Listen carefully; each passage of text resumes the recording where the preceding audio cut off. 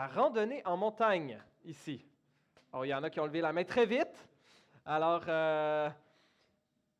les randonnées en montagne sont une belle façon à la fois de se mettre en forme, de faire l'exercice, profiter de la création de Dieu. Et dépendamment du niveau de randonnée qu'on fait, ça peut être plus ou moins dangereux.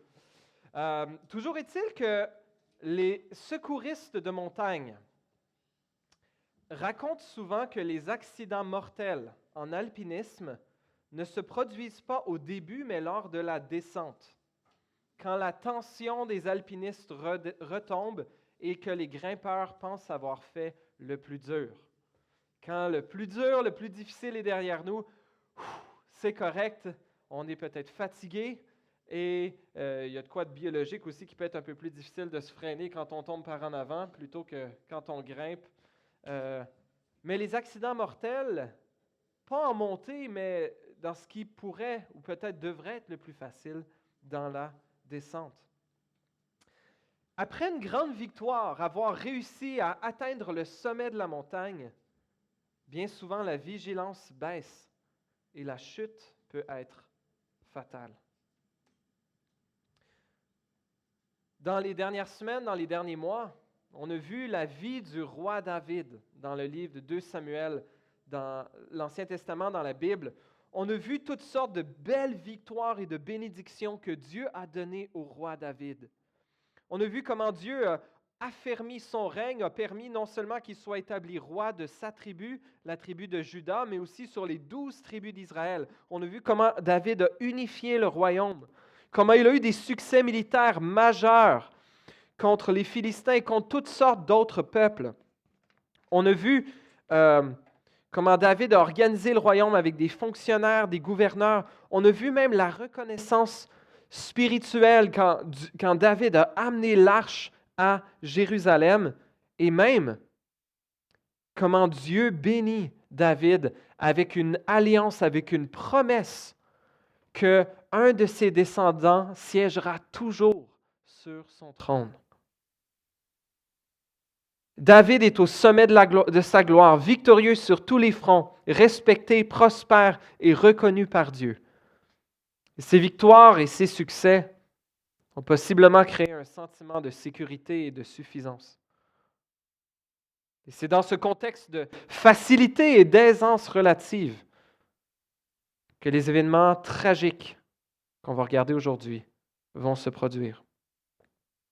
Le chapitre le plus important de tout le livre de 2 Samuel et 2 Samuel 7, quand Dieu fait cette promesse d'alliance, quand Dieu fait cette alliance avec David. Mais le chapitre d'aujourd'hui, le chapitre 11, est probablement celui qui est le plus connu dans tout le livre de 2 Samuel. Et probablement, si on considère les récits les plus connus de toute la vie de David, probablement que le premier, ça serait sa victoire contre Goliath, le géant philistin.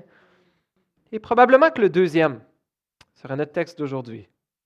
Son adultère avec Bathsheba et le meurtre de son mari. Je vous invite à ouvrir votre Bible avec moi. 2 Samuel au chapitre 11. Nous allons lire ce sordide récit qui, j'espère, peut servir de vaccin régulier pour nous contre les tentations du péché, que nous soyons dans une période de bénédiction autant que dans une période plus difficile. Mais avant d'ouvrir la parole de Dieu, courbons nos têtes et prions. Seigneur notre Père, merci de nous avoir donné ta parole. Merci de te révéler à nous encore aujourd'hui par elle. Merci pour ton Esprit Saint qui l'a inspiré et qui nous parle encore aujourd'hui à travers elle. Qui rend ta parole vivante ou continue à lui donner toute sa puissance. Parle-nous, reprends-nous, avertis-nous, ô Dieu, corrige-nous. Comme on l'a chanté plutôt, réveille-nous, visite-nous, ô Dieu. Dans le nom de ton Fils Jésus, nous te prions. Amen.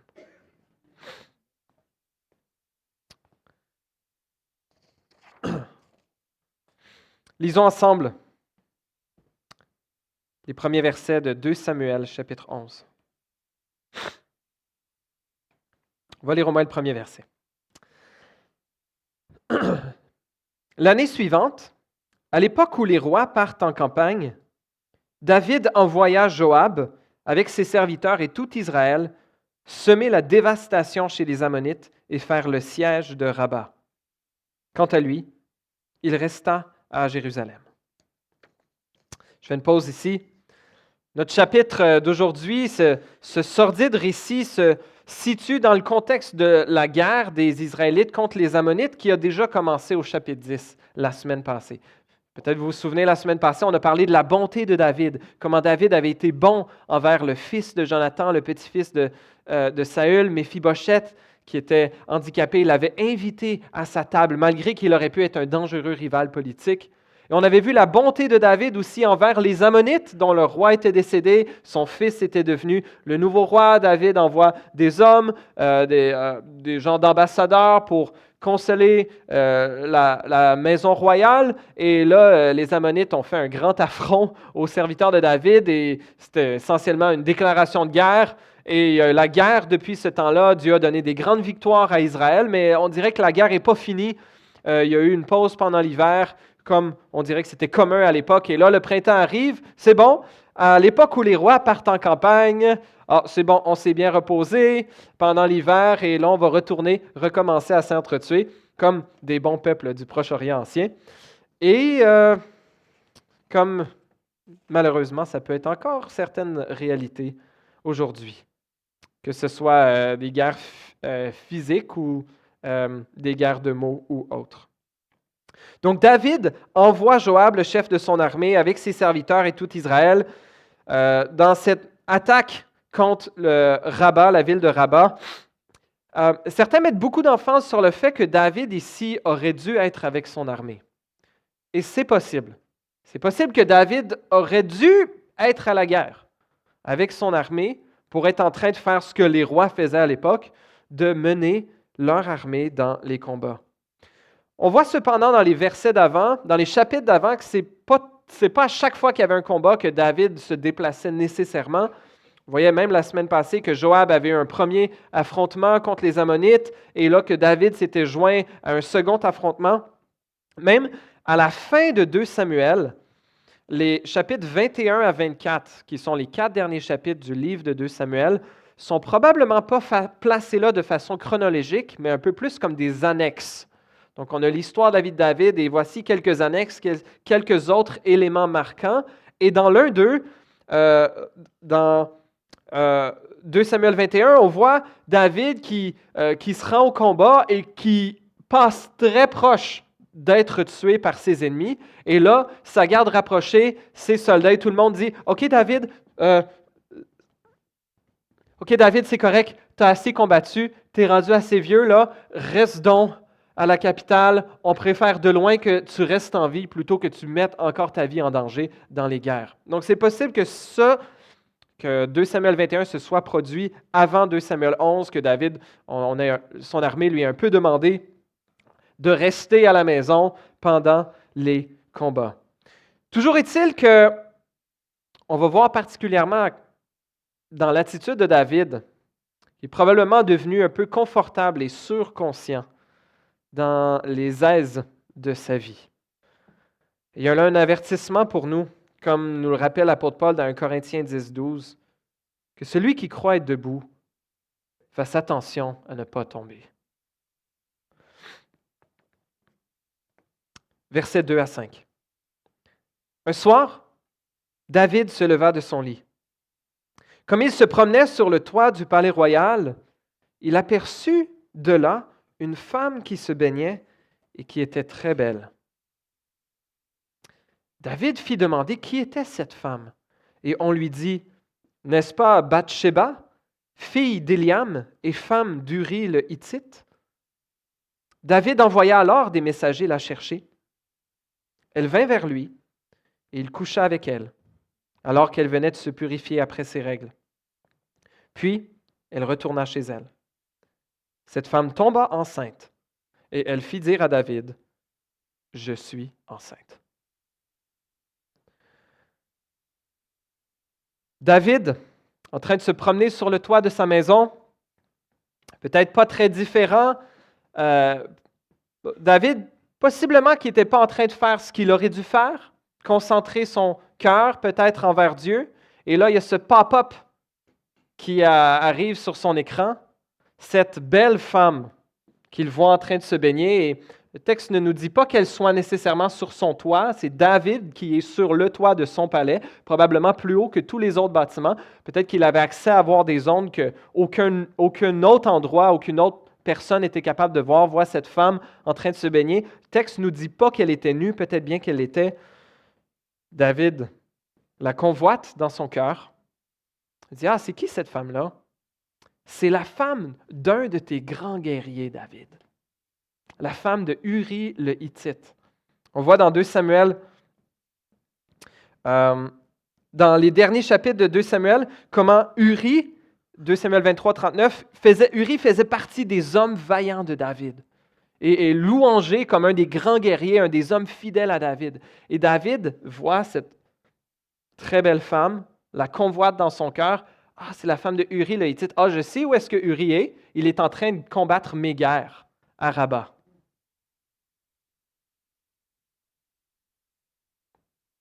Et David clique dessus. Et David consomme pleinement son péché. Mais bon, David avait beaucoup de femmes, n'est-ce pas? David avait beaucoup de femmes. Et là, il y en a une qui n'était pas sa femme. Et qu'il va chercher. Et, ni vu ni connu, il y a juste le monde du palais qui le saurait. Ils vont se garder ça, motus et bouche cousue. Sauf qu'il y a quelque chose d'inattendu qui se produit. Oups, je suis enceinte, envoie-t-elle dire à David.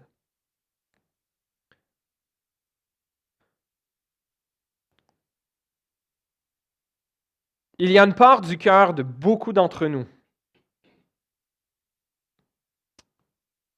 pour laquelle la convoitise sexuelle est une lutte contre laquelle nous devons être particulièrement vigilants.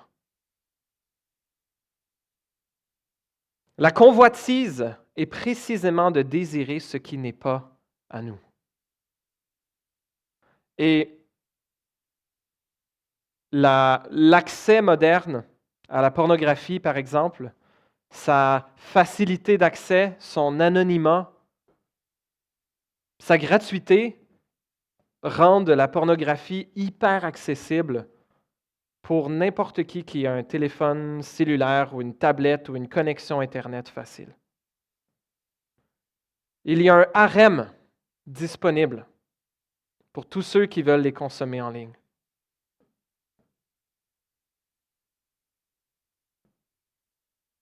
Mes chers amis, ces comportements d'alimenter la convoitise sexuelle dans nos cœurs ne nous mènera qu'à la mort de notre propre âme si nous ne nous en détournons pas.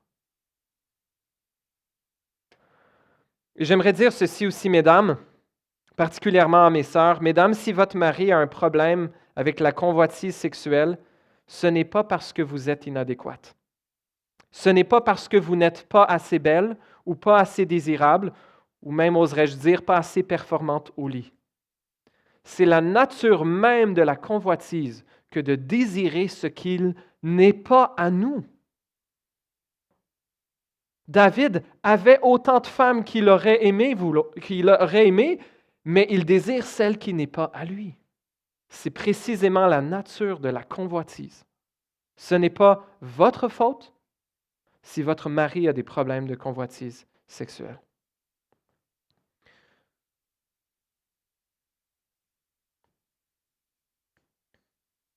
J'aimerais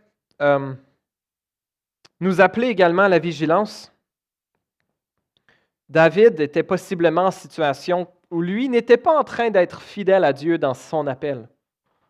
Il flanche dans sa vigilance, peut-être n'était-il pas fidèle à Dieu comme il l'aurait dû dans la lecture de sa parole, dans la repentance de ses péchés. Il se laisse aller et David commet cet adultère. Et la chute nous guette tous, chacun d'entre nous. Nous pouvons être particulièrement vulnérables à différents moments de notre vie lorsque nous sommes fatigués, lorsque nous sommes anxieux, lorsque nous sommes colériques, lorsque nous avons honte, lorsque nous sommes dans l'ennui ou que nous nous sentons seuls. Puisse Dieu être notre réconfort, notre rocher, et allons chercher de l'aide si nous en avons besoin. Quelle est la suite? Versets 6 à 13. On a vu David et Bathsheba. Maintenant, voyons David et Uri. Alors David fit dire à Joab, le chef de son armée, « Envoie-moi Uri le Hittite. » Et Joab envoya Uri à David. Uri se rendit vers David, qui l'interrogea sur l'état de Joab, du peuple et de la guerre. Puis David dit à Uri, « Descends chez toi et prends un moment de détente. » Littéralement, il dit, « Lave-toi les pieds », ce qui est possiblement un euphémisme pour « Couche donc avec ton épouse. » Uri sortit du palais royal, suivi d'un cadeau du roi. Et certains disent peut-être un espion du roi qui s'assure que Uri va bien rentrer chez lui. Mais il se coucha à la porte du palais royal avec tous les serviteurs de son maître et il ne descendit pas chez lui.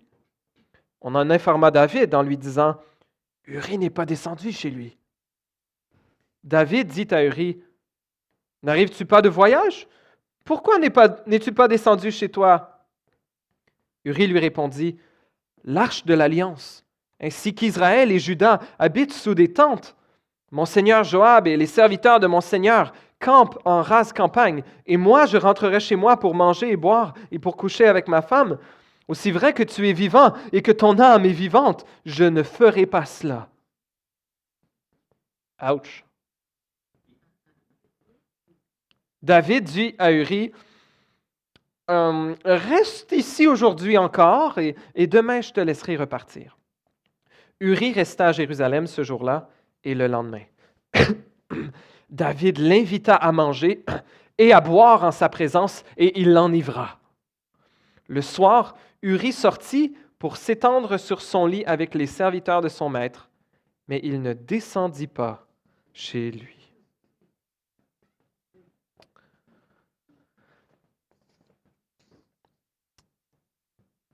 Le texte nous disait au verset 5 que lorsque Bathsheba était venue vers David, ou plutôt lorsque lui l'avait appelée chez lui, qu'elle venait de se purifier après ses règles. Son mari était en guerre depuis, on ne sait pas combien de temps, mais là, elle venait d'avoir ses règles. C'était clair qu'elle n'était pas enceinte. Et son mari est parti. Elle tombe enceinte. Donc, David essaie de faire revenir le mari pour que le mari couche avec sa femme, puis que c'est bon, on puisse dire que les choses ont été faites naturellement, que c'est une grossesse naturelle, et que David, puisse s'en laver les mains. Mais quel homme ce Uri! Quel homme loyal! Quel homme qui fait honte à David! Lui qui dit « Non, je n'irai pas coucher avec ma femme parce que possiblement j'ai fait un vœu ou en tout cas le restant, l'arche de l'Alliance, toute l'armée, mes confrères sont en train de combattre. Moi, je fais partie de l'armée. Je ne prends pas un congé. J'ai été appelé vers toi au roi. Je donne des nouvelles de comment va la guerre, mais non, je suis toujours en service militaire actif. » Et même Uri Sou a plus de maîtrise de lui et de discipline que David, bien reposé et sobre. Quelle honte pour le roi. David cherchait à faire chuter Uri dans ses principes moraux pour essayer de cacher comment David avait lui chuté bien pire dans les siens. David, aux grands mots, les grands moyens. Voyons qu'est-ce qui va se passer après. Versets 14 à 25. Verset 14. Le lendemain matin, David écrivit une lettre à Joab et la lui fit parvenir par l'intermédiaire de Uri. Il écrivit dans cette lettre, « Place Uri au plus fort du combat, puis reculez derrière lui, afin qu'il soit frappé et meure. » Au cours du siège de la ville, Joab plaça Uri à un endroit qu'il savait défendu par de vaillants soldats. Les habitants de la ville firent une sortie et livrèrent combat contre Joab. Plusieurs tombèrent parmi le peuple, parmi les serviteurs de David. Uri le Hittite fut lui aussi tué. Joab envoya un messager pour rapporter à David tout ce qui s'était passé dans le combat. Il donna cet ordre au messager. Quand tu auras fini de raconter au roi tous les détails du combat, peut-être se mettra-t-il en colère et te dira-t-il, « Pourquoi êtes-vous approché de la ville pour combattre? Ne savez-vous pas qu'on peut lancer des projectiles du haut de la muraille? Qui a tué Abimélec, le fils de Jéroubéchet? C'est une femme qui a lancé sur lui du haut de la muraille un morceau de meule de moulin et il est mort à Tébets. » Joab imagine que David pourrait faire allusion à ce récit dans Juges chapitre 9, la mort d'Abimélec, le fils de Gédéon, qui est ici nommé Jéroubéchet. Donc, David pourrait donc dire à ce serviteur, « Pourquoi vous êtes-vous approché de la muraille? » Joab continue à expliquer au serviteur ce qu'il doit dire. « Alors tu diras, ton serviteur Uri le Hittite est mort aussi. » Le messager partit, et à son arrivée, il rapporta à David tout ce que Joab lui avait ordonné de dire. Il dit à David, « Ces gens ont pris l'avantage sur nous. Ils avaient fait une sortie contre nous dans la campagne et nous les avons repoussés jusqu'à la porte de la ville. Les archers ont tiré sur tes serviteurs du haut de la muraille et plusieurs des serviteurs du roi ont été tués. Ton serviteur Uri le Hittite est mort aussi. » David dit au messager, « Voici ce que tu diras à Joab. Quel malheur! » Ah non, ne sois pas peiné de cette affaire, car l'épée dévore tantôt l'un, tantôt l'autre. Renforce ton combat contre cette ville et détruis-la. Quant à toi, encourage-le. Uri retourne au combat, portant son arrêt de mort dans une lettre scellée du sceau royal. Uri, le vaillant combattant, dont son roi est allé coucher avec sa femme, et maintenant le fait mourir pour cacher son péché. David n'a pas réussi à faire tomber Uri dans ses principes moraux, alors David fera tomber Uri par la main de ses ennemis. Essentiellement, David tuera Uri, juste trouvera une bonne façon de le camoufler. On dirait que Joab, lorsqu'il reçoit cet ordre, trouve que c'est peut-être un petit peu trop évident, place Uri, demande à tout le monde de se retirer puis de laisser Uri mourir là. Peut-être que Joab change un petit peu la tactique, comprend que David veut faire mourir Uri. Peut-être que Joab a certains doutes, mais Joab est un homme fidèle à David. Il va se la fermer. Et Joab s'arrange pour orchestrer quelque chose d'un peu plus crédible. Ah, quel brave homme, ce Joab. Et là, il y a plusieurs hommes qui meurent au combat dans ce qui aurait été normalement une gaffe militaire importante. De sorte que quand Joab envoie le messager, peut-être que si David ne se souvenait pas qu'il voulait s'arranger qu'Uri meure, ou peut-être qu'il dit non, mais je voulais juste qu'Uri meure, mais Joab, il dit, oublie pas, tu diras à la fin, ton serviteur Uri le Hittite est mort. Et David, loin d'être attristé de la mort d'un de ses meilleurs hommes, et de plusieurs peut-être de ses bons hommes, offre une forme de platitude guerrière. « Oh, ne sois pas peiné de cette affaire. » Ou « Que cette chose ne soit pas mauvaise à tes yeux, littéralement. » Car l'épée dévore tantôt l'un, tantôt l'autre. Renforce ton combat contre cette ville, détruis-la. Quant à toi, encourage-le.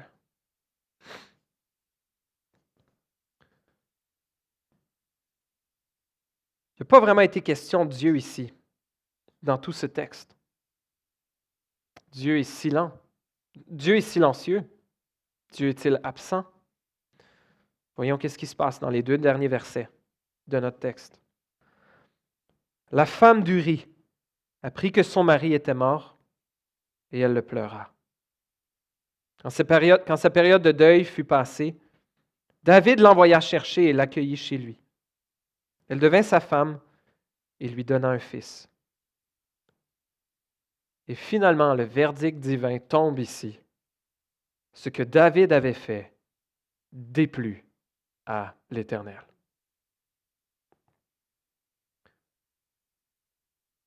Dieu n'avait rien dit. Dieu n'avait rien fait. David a réussi à camoufler ses arrières. Ah, il a peut-être été capable de faire ça assez vite. OK, là, Bathsheba vit son deuil. David, on ne va pas refuser, on ne peut pas se refuser au roi. Hein, le roi te demande d'être sa femme, un de ses grands guerriers. Alors, je vais prendre soin d'elle maintenant, veuve. Et là, elle a donné un fils au roi. Elle est tombée enceinte rapidement après leur mariage, pourrait-on penser. Et David, scandale évité. Merci Seigneur. Moi, je ne pense pas, on ne le voit pas dire ça, là. Peut-être que même il se l'est dit.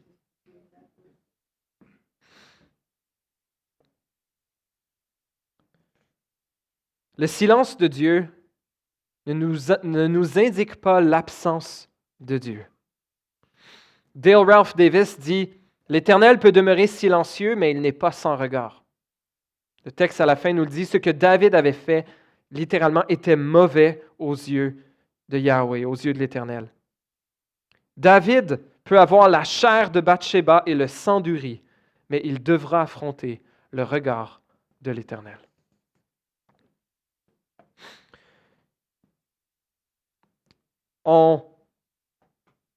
La suite de ce récit continue au chapitre 12. Je vais faire quelques applications aussi, mais on va voir comment David va être repris à travers Nathan, un des prophètes de Dieu.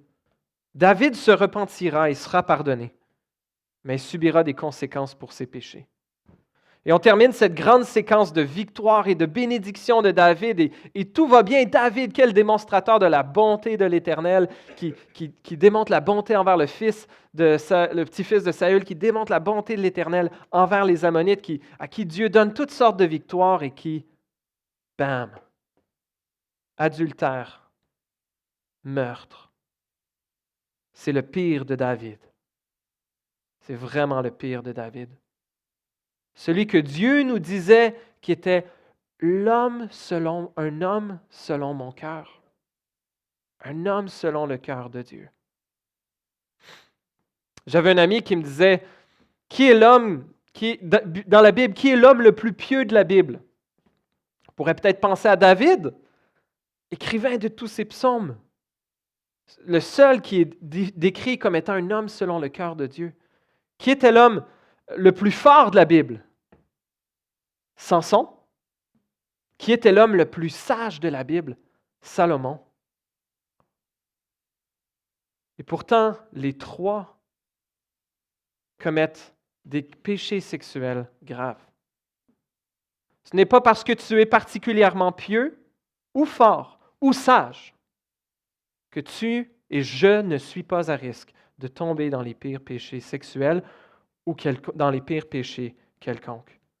Que celui qui est debout prenne garde de tomber. Peu importe à quel point vous êtes zélé pour Dieu à n'importe quel moment de votre vie, nous sommes tous à risque de commettre de telles atrocités. Particulièrement si nous sommes dans une saison de bénédiction, dans une saison d'influence ou dans une saison de pouvoir.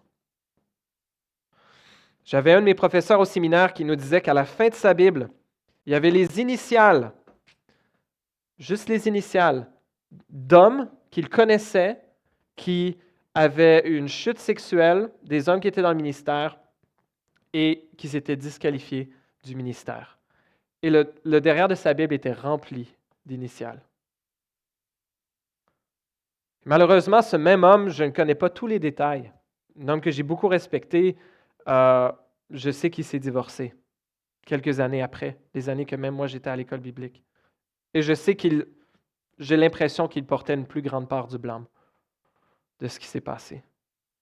Nous sommes tous à risque de chuter, chers amis. Nous sommes tous à risque, le péché nous guette. Et si nous ne marchons pas dans la repentance, nous sommes tous à risque de détruire notre témoignage, de détruire notre famille, de détruire même beaucoup de choses autour de nous, et si nous persévérons même de détruire notre propre âme. J'aimerais souligner une autre application qu'on peut tirer de ce texte. David s'en serait bien lavé les mains si Bathsheba n'était pas tombée enceinte. Et pour notre société, et parfois même pour les chrétiens, la sexualité en mariage, hors mariage, n'est pas si problématique tant qu'il n'y a pas de grossesse. Assurez-vous d'avoir la contraception. Ou même quand il y a, et s'il y a grossesse, oh non. Jusque-là, c'était correct. Personne ne savait ou pouvait le savoir, à part Dieu. Hein? Chers amis, j'aimerais faire cette application. Si toi ou ta fille a une grossesse non planifiée, une grossesse hors mariage,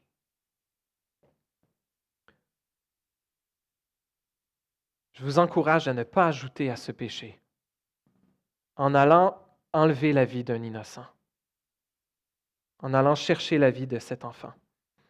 Et probablement que si l'avortement aurait été disponible à David et Bathsheba à l'époque, c'est probablement la chose, dans l'état de cœur dans lequel David était ici, c'est probablement ce qu'il aurait fait. L'enfant qui a été conçu n'a pas à mourir pour le péché de quiconque. Ne va pas enlever la vie à un innocent pour couvrir ta honte.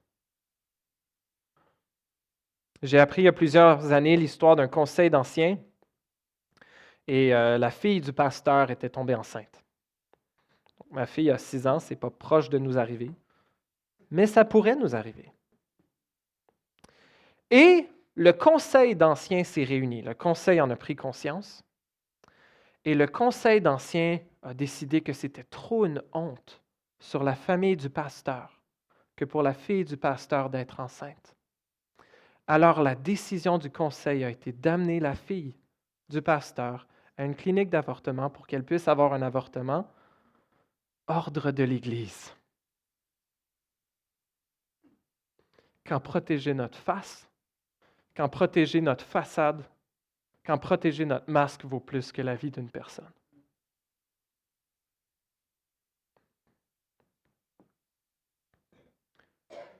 Chers amis, on est dans un monde brisé, et vous et moi et nos enfants seront pécheurs et le sont.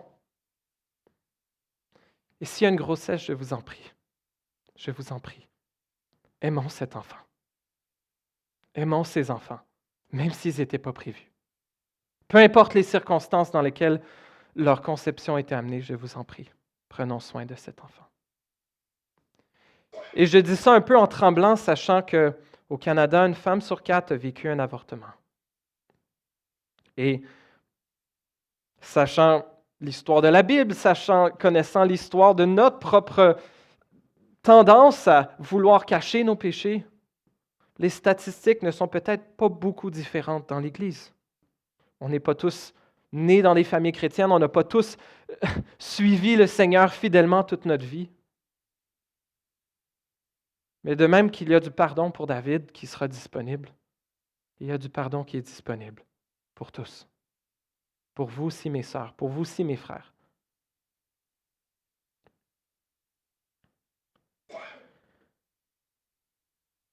Ce qu'on voit aussi dans ce texte, et si on élargit un peu la situation, l'application, hors d'une grossesse non planifiée, c'est que le péché engendre le péché.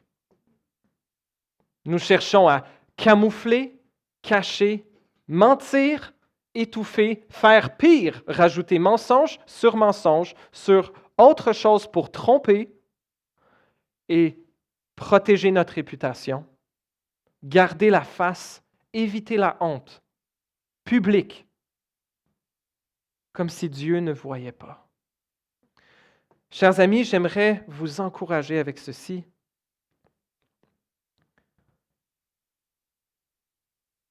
On l'a chanté, le pardon est disponible en Jésus. Lorsque Jésus s'est rendu à la croix, il a pris sur lui, pour tous ceux qui placent leur espoir en lui, leur honte, toute leur honte et tout leur péché.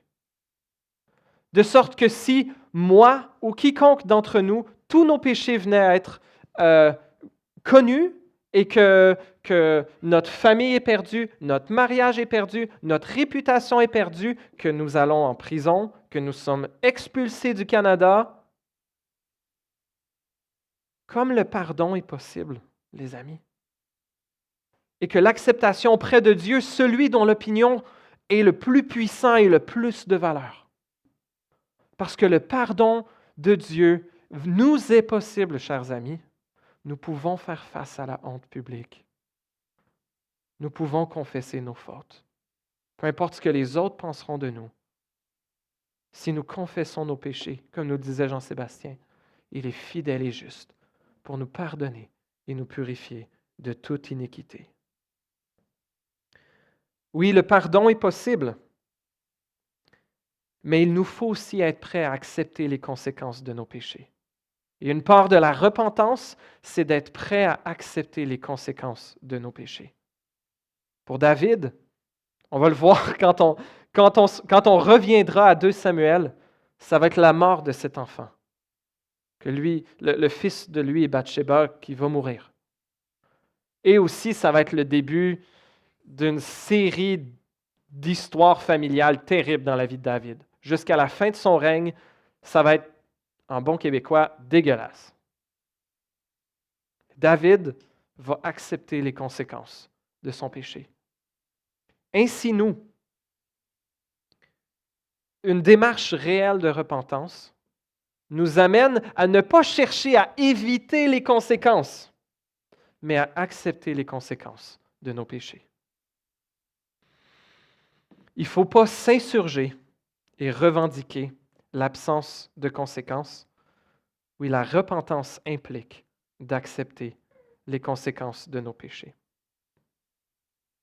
Dernièrement, on voit David qui est prêt à tuer un homme innocent, un homme loyal, un de ses meilleurs hommes à lui, pour cacher sa faute. Il est prêt à le sacrifier sur le bûcher de sa réputation. Tuer l'autre pour couvrir ma faute. Ça me fait penser à ce qui s'est passé il y a bientôt 2000 ans sur une colline près de Jérusalem, sur le mont Golgotha, où un autre est mort pour couvrir nos fautes. En fait, c'est nous aussi. Certains chants qu'on chante le disent, « Mes péchés l'ont cloué à la croix, au bois. » J'entends aussi ma voix s'unir à la voix des moqueurs.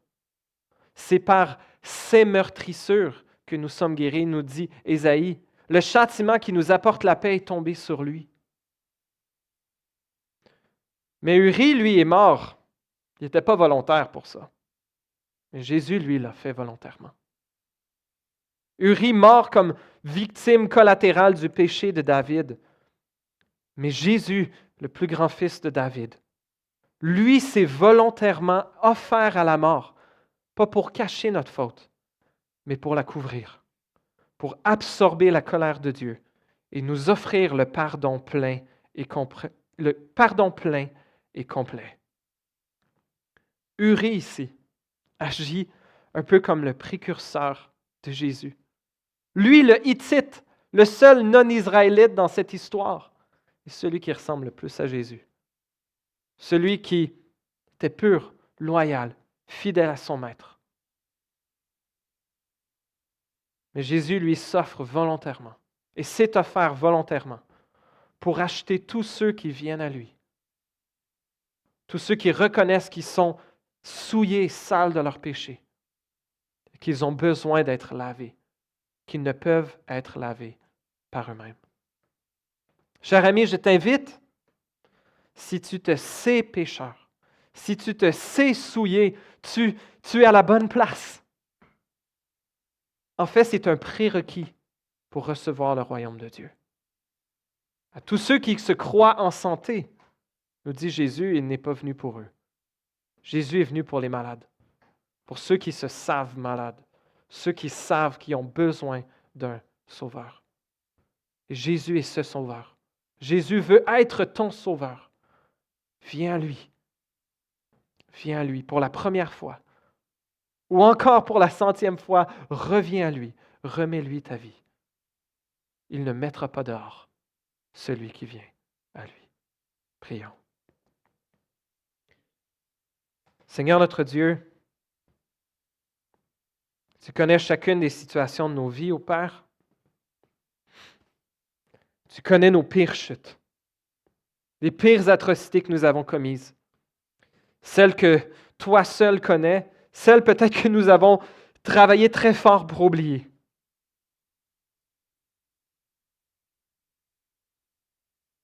Seigneur, je te prie pour mes frères et sœurs.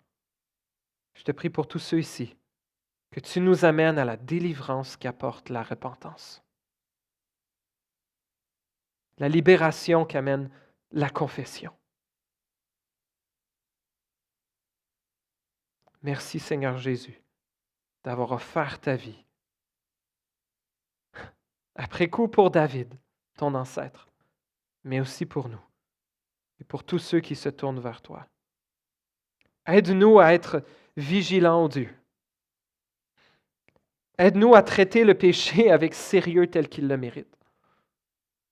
À ne pas piétiner, ô Dieu, le sang de Jésus qui a une valeur inestimable. Aide-nous à nous confesser nos péchés les uns aux autres, à venir dans la lumière. Aide-nous à marcher avec toi. Aide-nous, Seigneur, à ne pas sauter au rideau lorsque nous apprendrons le péché qui est parmi nous, Seigneur, car il est là. Aide-nous à nous offrir les uns aux autres. Ouais, la grâce de l'Évangile, le sérieux de l'appel à la sainteté, ô Dieu. Purifie-nous, ô Dieu. Amène nos vies dans ta lumière pour notre guérison, pour notre restauration, pour le bien de chacune de nos vies, pour la pureté du témoignage de Christ et pour ta grande gloire, ô Dieu, et pour le salut d'un grand nombre. Nous t'en prions, dans le nom de Jésus. Amen.